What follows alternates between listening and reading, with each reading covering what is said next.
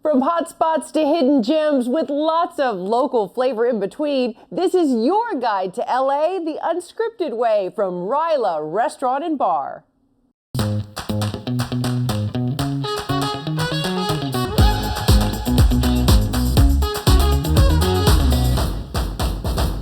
Creative Asian cuisine crafted with traditional French techniques. We're celebrating Asian American Pacific Islander Heritage Month from this Hermosa Beach escape.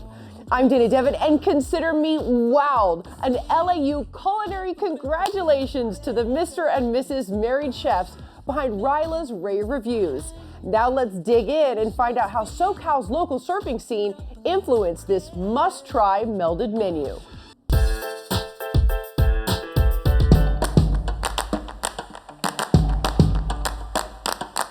This is kind of the new California cuisine. You know, me being Japanese American, my vision of California cuisine is this.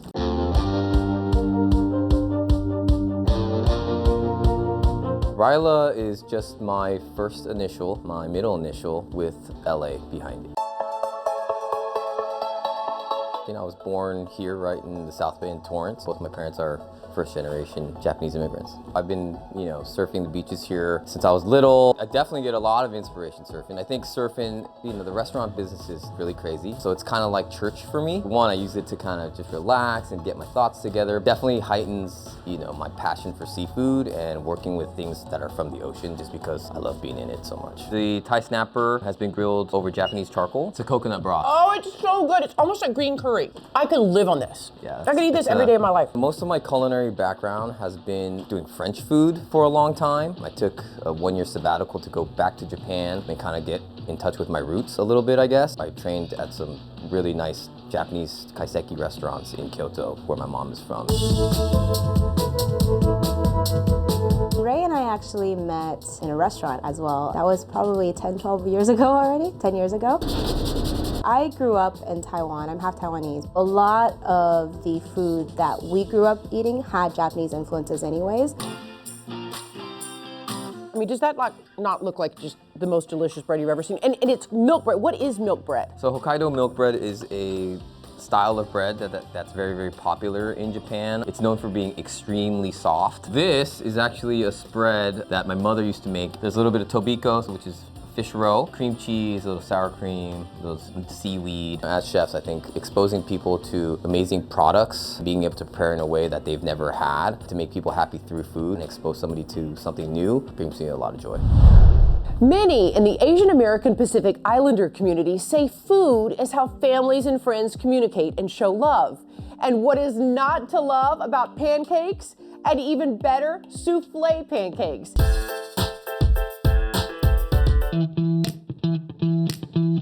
These have gone viral. Yeah, actually just for that, definitely a crowd pleaser on Instagram and TikTok.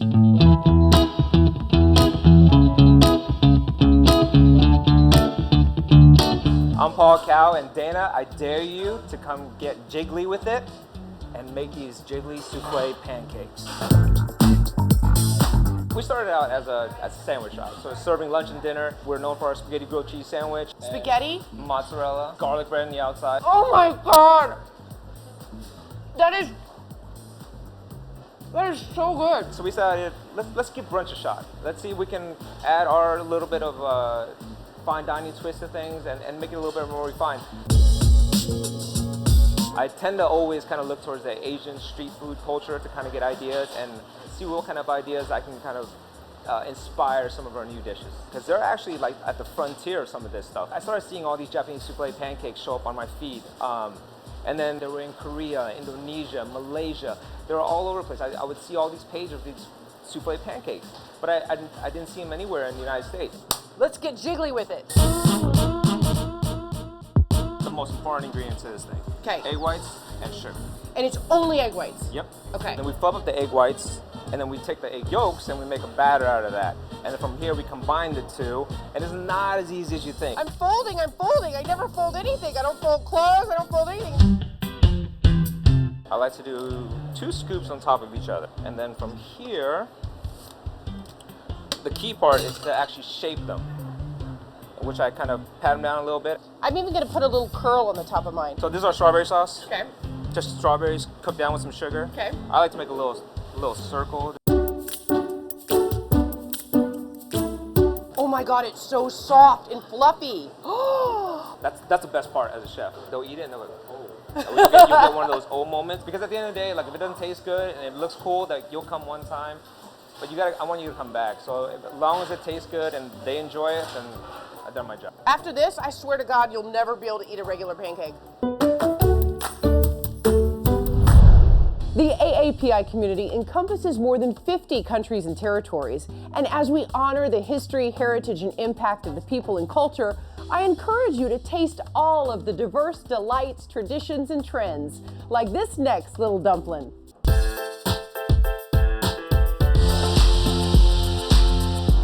So dumplings, they comes in many types of dumplings. We have the pot stickers, the wonton.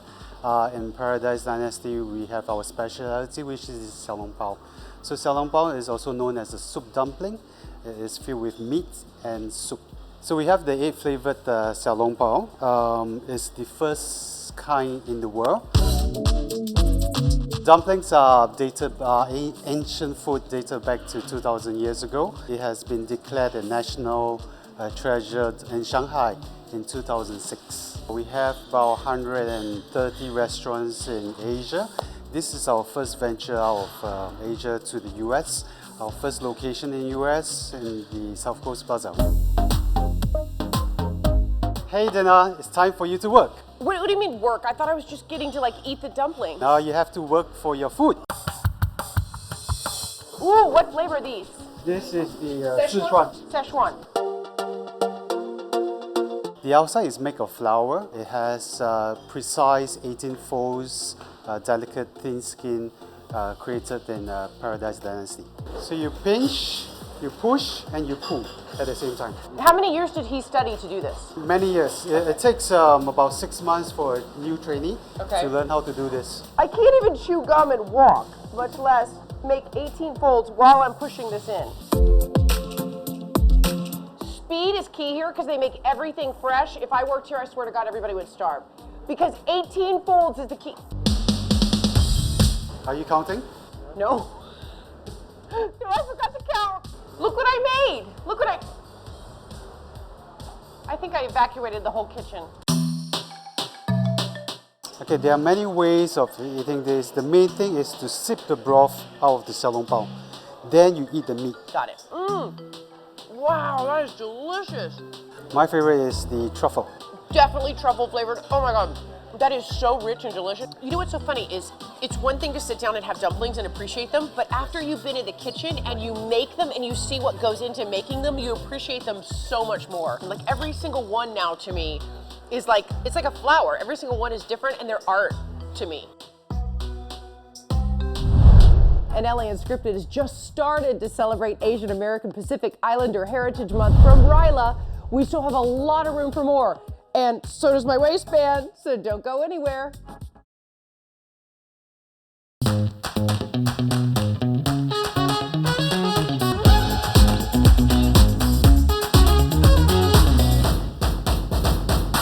May marks Asian American Pacific Islander Heritage Month, and we are celebrating in Hermosa Beach at Ryla Restaurant and Bar. Welcome back to LA Unscripted, everyone. I'm Dana Devin, and loyal Unscripters know I kind of fancy myself as a talented taster with a very professional palate. Ha! I just really like to eat. But if you have a taste test, bring it on.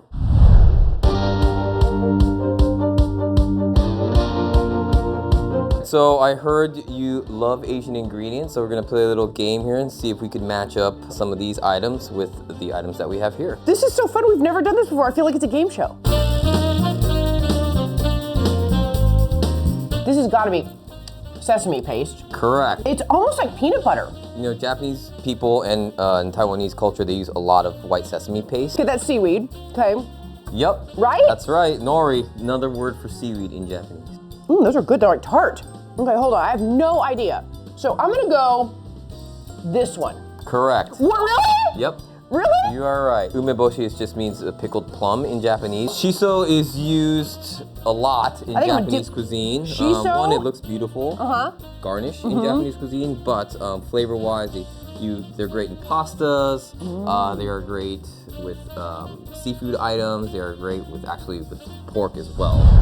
You know what I can identify from miles away? Our sponsor, McDonald's, a special at fries. And now our Olivia De Bortoli gets a taste of how the golden arches became golden pillars, especially in the AAPI community. Southern California has one of the largest AAPI communities in the U.S. Our sponsor McDonald's not only recognizes that, but supports through scholarships, spotlights, and more.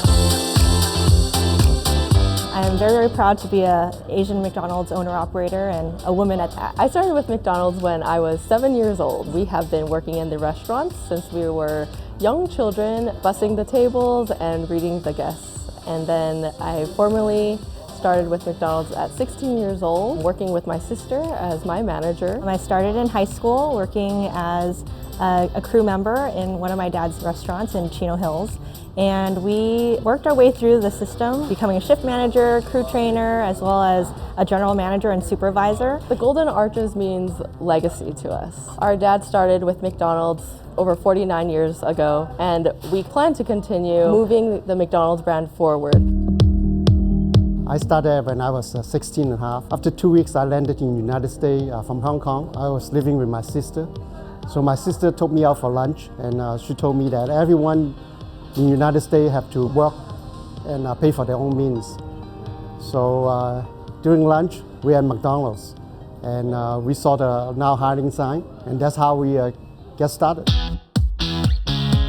We support the AAPI community by fundraising for the causes that are important to us. So this includes Asian scholarships for education, RMHC, as well as supporting and uplifting our Asian communities by supporting their businesses. We raised over $1.2 million for the scholarship for the Asian student in Southern California. So our family owns and operates 16 locations in the Inland Empire. We have locations in Yorba Linda, Corona, Chino Hills, Norco, Rancho Cucamonga, Fontana, as well as Upland.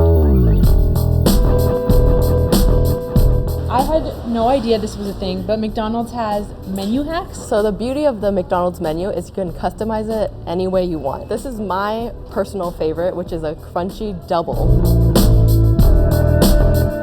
To open the double cheeseburger, and then we're gonna put the 4-piece nuggets on the burger. Oh my goodness. Okay, totally fits. And then last, you're gonna drizzle the barbecue sauce on the top. That's it? And that's it. Put the top bun back on and just your crunchy double.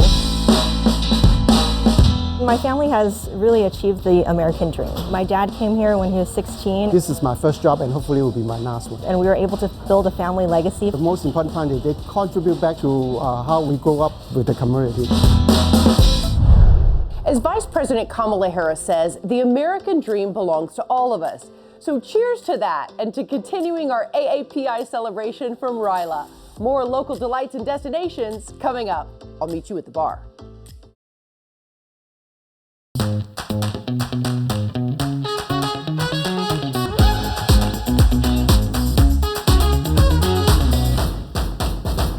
Congress kicked off AAPI month back in 1978, and we are so glad they did. Cheers, Kompai. Thank you very much. And we were having such a good time spotlighting unique local Asian American hidden gems like Ryla. One of our signature cocktails here is Grandma's Cigarettes. It is based on a penicillin. Because of the scotch, I really wanted to get some type of tea into that and infuse it. There's a really very smoky green tea. It's called bancha tea. So we marry that into the scotch and then make the penicillin. And the Sichuan opera fused with Sichuan peppercorn. Another tasty mainstay, street food. And next time you take the 10 to Santa Monica, make sure Kobe's is set in your GPS.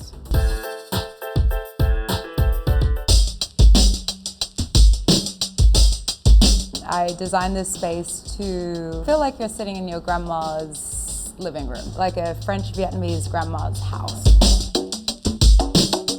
I think Kobe's is purely traditional Southeast Asian recipes, and they're my favorite dishes that I've picked and brought over here. The flavors are very true to their origin. The more authentic the dish, the better, in my opinion, and I want it to taste like it's come off a street cart. Our nasi goreng, which is our #1 seller, This is an Indonesian fried rice, seasoned with a little bit of oyster sauce, a little sweet soy. There's a fried over easy egg on there. In Australia, we are very close to Southeast Asia. My stepmom is Indonesian, and I ended up spending a lot of my childhood there. I speak Indonesian. I just kind of fell in love with the cuisine, and the earliest recollection I have is of the beef rendang, and I was only 7 years old. And she really wouldn't eat anything else.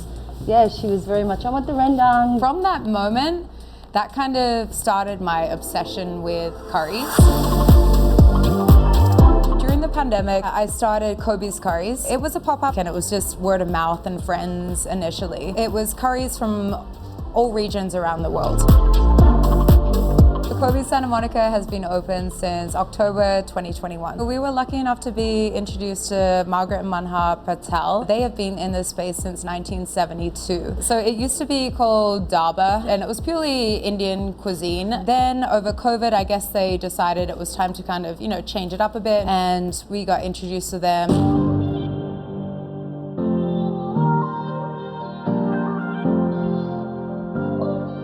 Me, myself, I'm Vietnamese.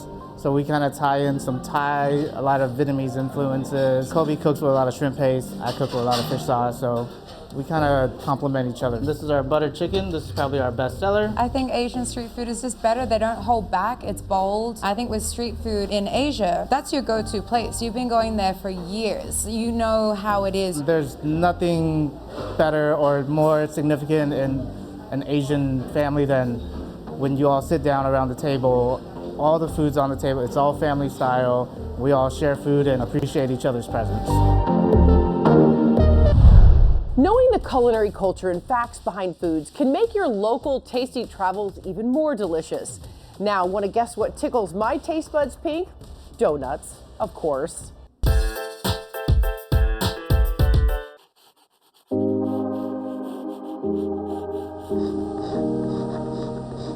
So for many years, I've always wanted to make artwork about my family's Southeast Asian refugee experience, but I feel that there's a lot of trauma and a lot of pain in that experience and history. Hi, my name is Feng Huyen. I'm a Los Angeles-based artist, and I'm here to reveal the stories behind my artwork on pink donut boxes.